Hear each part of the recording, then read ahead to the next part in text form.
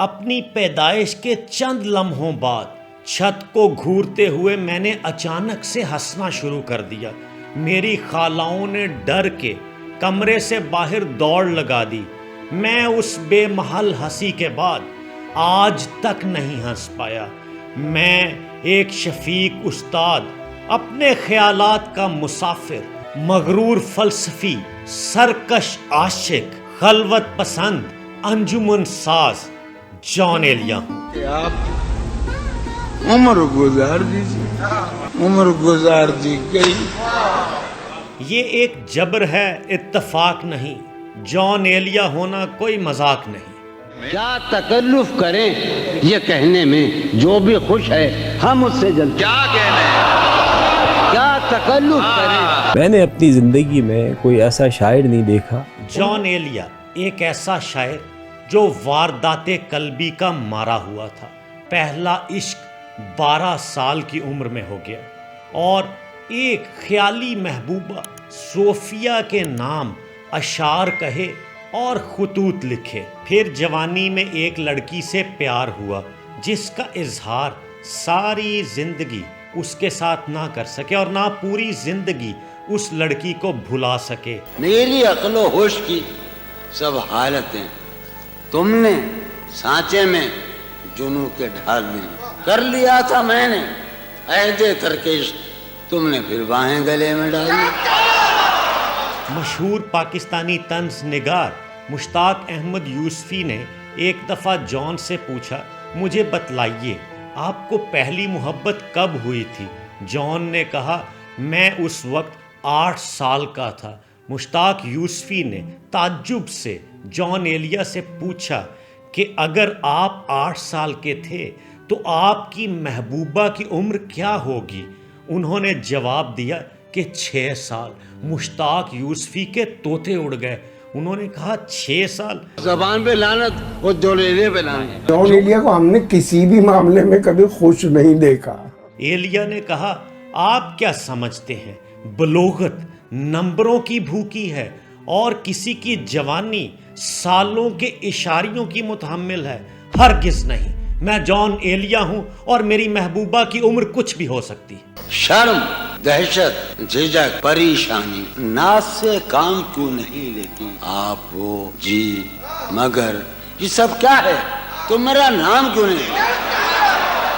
یوسفی صاحب نے کہا کہ جان ایلیا جب اپنی محبوبہ کے بارے میں مجھ سے بات کر رہے تھے تو انہوں نے یکدم سے اپنے بالوں میں ہاتھ پھیرا اور بال پہلے سے زیادہ الجھ گئے۔ جان نے خود لکھا کہ وہ لڑکی جب ہمارے گھر آئی، میری نظر جیسے ہی اس پہ پڑی تو میں نے لقمہ فوراً سے نگل لیا۔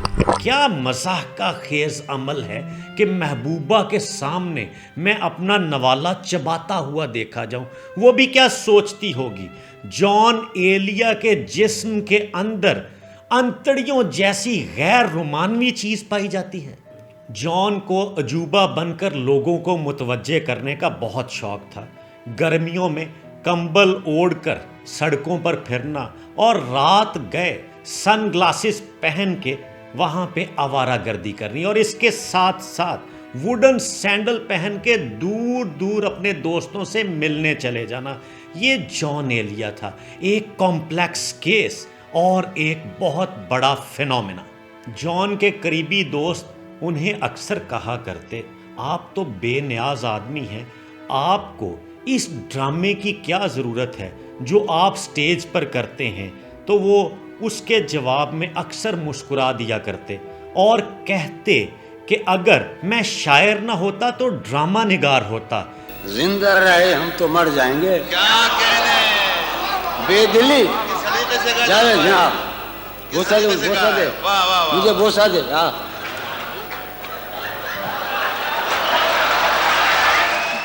اس حوالے سے بعض لوگوں کا یہ بھی کہنا ہے کہ صادقین جو مصوری کی دنیا کا بہت بڑا نام ہے، وہ بھی اکثر ایسے ہی کیا کرتے تھے۔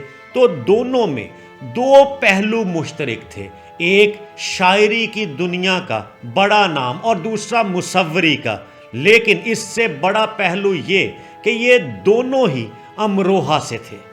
جان ایلیا نے غزل کی روایت سے انحراف کیا. انہوں نے غیر روایتی موضوعات پر اکثر لکھا، جیسی باغی طبیعت ویسی باغیانہ تحریریں.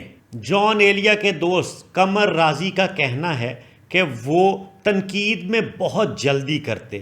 جان پوری دنیا سے لڑ سکتا تھا اور سب کو اپنا دوست بھی بنا سکتا تھا. اتر پردیش کے شہر امروہہ کے ایک علمی گھرانے میں 1931 میں پیدا ہوئے.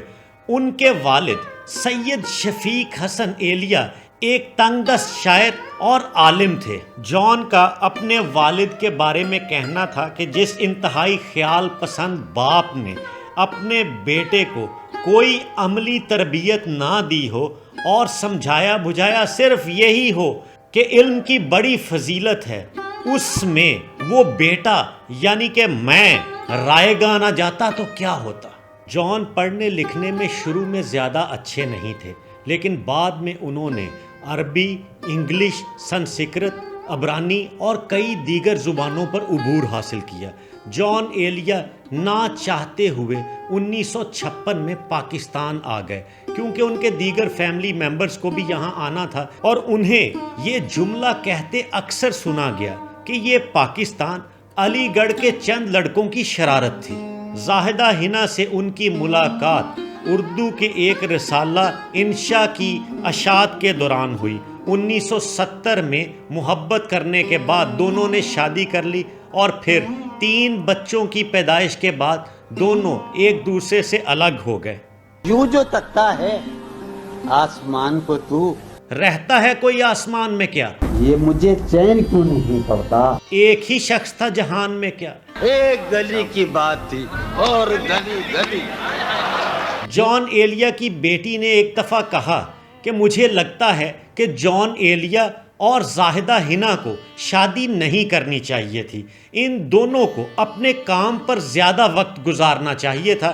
زاہدہ حنا نے ایک زمانے میں BBC اردو کے لیے کام کیا اور اس میں انہوں نے کربلا کی تلاش کے نام سے ایک مضمون لکھا جو جان ایلیا سے متعلق تھا. انہوں نے جان کے حوالے سے لکھتے ہوئے کہا، وہ ایک ایسا آدمی ہے جو آگے بڑھنے اور کچھ حاصل کرنے کی بجائے چاندنی جسم والی عورت کا انتظار کرتا ہے کہ وہ اپنی محبت کے اظہار میں نہ صرف پہل کرے بلکہ اس کا فرض بھی بنتا ہے کہ وہ محبت کو اس کی منزل تک لے جائے. نوجوانی میں ایک لڑکی فارحہ سے عشق کیا جسے وہ زندگی بھر کبھی نہیں بلا سکے.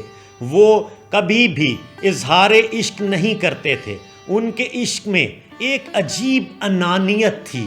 وہ اظہار عشق کو ایک ذلیل حرکت سمجھتے تھے. فارحہ خطی کیوں لکھے جائیں، خطی کیوں لکھے جائیں، فارحہ نگارینا. حسن سے عرض شوق نہ کرنا حسن کو ذکر پہنچانے کے مترادف ٹھہرتا تھا. اس طرح انہوں نے اپنے طور پر عشق کی تاریخ کی ان تمام حسیناؤں سے ان کے عاشقوں کی طرف سے انتقام لیا جن کے دل ان حسیناؤں نے توڑے تھے. یہ اردو کی عشقیہ شاعری میں جان ایلیا کا پہلا کارنامہ تھا. کتنے دلکش ہو تم، کتنا دلجو ہوں میں، کیا ستم ہے کہ ہم لوگ مر جائیں گے.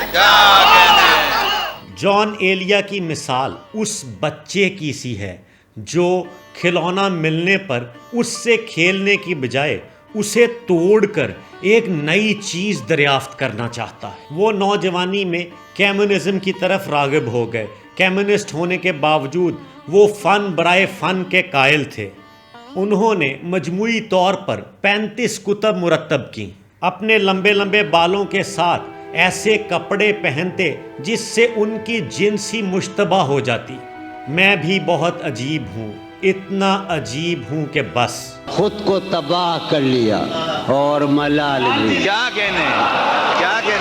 جان ایلیا کی بیٹی نے BBC سے بات کرتے ہوئے بتایا کہ میرے بابا کی کئی شکلیں تھیں، کبھی ناراض، کبھی خوش، کبھی چڑچڑا پن، کہیں نفرت، کہیں انا سے محبت. میرے بابا ایک مشکل اور پیچیدہ انسان تھے. وہ اپنی انا کے قیدی تھے. میں ان سے بہت کچھ سیکھنا چاہتی تھی، لیکن وہ مجھ سے اکثر یہی پوچھتے کہ تم کس جماعت میں ہو۔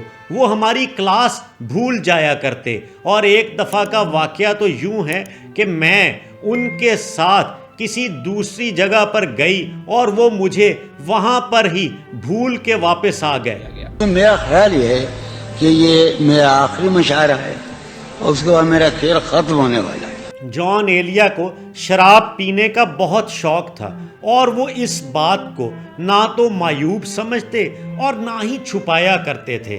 اسی طرح کا واقعہ انڈیا کے معروف شو کپل شرما شو میں مرحوم شاعر راحت اندوری نے بھی پیش کیا۔ انہوں نے کہا، جان ایلیا مجھے کراچی میں سکھر کے لیے ایک مشاعرے پر لے جانا چاہتے تھے، اور جب میں گاڑی میں بیٹھنے لگا تو میں نے پوچھا، جان سکھر کا کراچی سے کتنا فاصلہ ہے؟ تو جان ایلیا نے کہا، زیادہ سے زیادہ 3 پیگ لگ جائیں گے۔ جان ایلیا ایک ایسے شاعر ہیں جو عشق کے بارے میں شاعری کرتے ہوئے بھی تناؤ کا شکار رہتے۔ امروہہ سے کراچی آنے کے حوالے سے وہ ہمیشہ ایک اداسی کا شکار رہے، ہمیشہ امروہہ کو یاد کرتے رہے۔ ایک مشاعرے کے دوران جب سٹیج سیکرٹری نے انہیں انوائٹ کرتے ہوئے یہ کہا کہ اب بلاتے ہیں پاکستان کے شاعر جان ایلیا کو، تو وہ بھڑک گئے اور کہنے لگے، مجھے ایسا مت کہو، میں ہندوستان کا شاعر ہوں۔ وہ جب 60s کی دہائی میں واپس انڈیا امروہہ پہنچے تو انہوں نے اس کی مٹی کو چوما۔ جان کو بہت سارے مذاہب پر عبور حاصل تھا، لیکن وہ دینی پروگرام سے دور بھاگتے تھے۔ جان کے دوست کہتے ہیں کہ ہم نے انہیں کبھی بھی نماز پڑھتے نہیں دیکھا تھا۔ جان ایلیا خدا کو نہیں مانتے تھے اور وہ ایتھیسٹ تھے۔ ان کی بیٹی کا یہ کہنا تھا کہ ہمارے والد خربوزے صرف اس لیے پسند کرتے کہ انہیں امروہہ کے خربوزوں کی یاد آتی۔ وہ کٹی ہوئی لال مرچ، سبز مرچیں اور اچار کھانے میں بہت زیادہ پسند کرتے تھے۔ جان ایلیا کی یادداشت حیرت انگیز تھی، لیکن وہ اپنے آپ میں کھوئے رہتے۔ ان کے دوست خالد انصاری نے لکھا کہ جان انہیں اکثر کہتے، تمہارا بھائی ایک ماڈرن آدمی ہے، اور 1961 میں راک ہڈسن کی فلم کم سپٹمبر آئی تو اس کے میوزک پر ڈانس کیا کرتے تھے۔ انہیں میر تقی میر کی مشہور غزل دکھائی دیے یوں کہ بے خود کیا بہت پسند تھی۔ وہ اکثر اس غزل کو گنگنایا کرتے تھے۔ زاہدہ حنا سے علیحدگی جان ایلیا کے لیے ایک بہت بڑا صدمہ تھا، اور کچھ لوگوں کا کہنا ہے تب انہوں نے 10 سال نیم تاریک کمرے میں زیادہ وقت گزارا۔ اس کے علاوہ وہ بہت زیادہ سگریٹ پیتے اور شراب نوشی کرتے، خون تھوکتے لیکن شراب سے باز نہ آتے۔ وہ شدید اداس رہتے۔ جان ایلیا اپنے آپ کو اپنے لفظوں سے نوچتے۔ وہ کہتے، میں مذمت کرتا ہوں۔ وہ اکثر کہتے کہ اگر میری اور زاہدہ حنا کی محبت ناکام ہو گئی ہے تو ہر کسی کی ناکام ہو سکتی ہے۔ وہ شراب نوشی سے باز نہ آئے، اور پھر 18 نومبر 2002 کو اس دنیا فانی سے کوچ کر گئے۔ ان کی بیٹی کا کہنا تھا کہ لوگوں کے لیے ہمارے والد 2002 میں فوت ہوئے، جبکہ ہمارے لیے وہ دنیا سے کب کے جا چکے تھے۔ وہ گھر گرہستی کے معاملات میں ایک ناکام شخص تھے۔ اس گلی نے یہ سن کر صبر کیا، جانے والے یہاں کے تھے ہی نہیں۔ 1990 میں تقریباً 60 سال کی عمر میں لوگوں کے اصرار پر انہوں نے اپنا پہلا مجموعہ کلام شاید شائع کرایا۔ اس کے بعد ان کے کئی مجموعے گویا، لیکن، یعنی اور گمان شائع ہوئے۔ جان ایلیا بڑے شاعر اس لیے ہیں کہ شاعری کے سب سے بڑے موضوع انسان کی جذباتی اور نفسیاتی کیفیات پر، جیسے اشعار جان ایلیا نے کہے، اردو شاعری کی روایت میں اس کی کوئی مثال نہیں ملتی۔ کیفیت کو احساس کی شدت کے ساتھ قاری یا سامع تک منتقل کرنے کی جو صلاحیت جان کے ہاں ہے، اس کی مثال اردو شاعری میں صرف میر تقی میر کے ہاں ملتی ہے۔ بعد بھی عاصم عطا، بعد بھی راشد، بعد بھی تیرے جانے جاں، دل میں رہا عجب سما, یاد رہی تیری یہاں پھر تیری یاد بھی. جان کی شاعری رومان میں گندھی ہوئی شاعری ہے. ان کے اشعار رومانوی ہیں یا نہیں, مگر وہ ٹیبوز کو توڑ دیتا تھا. جان کے الفاظ کی کاٹ اور شدت ہی اس کی انفرادیت تھی. TNS دا نوید شو دیکھنے کا بہت شکریہ. ہم کہانیوں کا یہ سلسلہ آپ کے لیے جاری رکھیں گے. آپ ہمیں کمنٹس میں بتاتے رہیے اور گائیڈ کرتے رہیے کہ آپ کن شخصیات کے بارے میں ہمارے پروگرامز دیکھنا پسند کریں گے. ہمارے ساتھ جڑے رہنے کا بہت شکریہ. اس کی امید ناز تھا, ہم سے یہ مان تھا کہ آپ عمر گزار دیجئے, عمر گزار دیجئے.